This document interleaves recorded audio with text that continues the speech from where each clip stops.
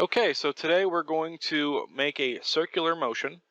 So what we're going to do is I'm going to start off by making 4 points, and then we're going to edit those points to be circular motion points. So the first thing I have to do is start making some points. So I'm just going to do that now.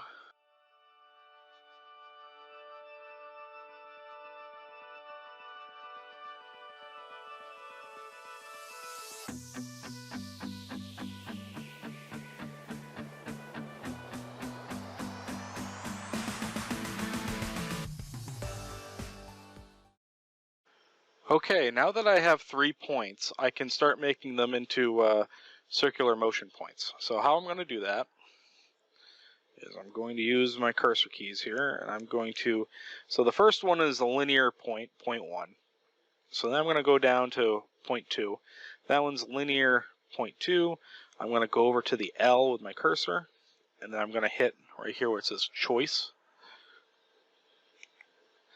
Now it gives me a bunch of different things I can modify here for motion.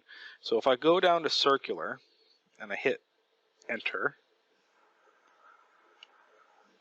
that'll change it to circular motion. And then you'll see underneath it there is so we have circular motion P2, so that's point 2. Then underneath it there's a P dot dot dot. So I'm going to move down to that dot dot dot. I'm going to highlight it with my cursor.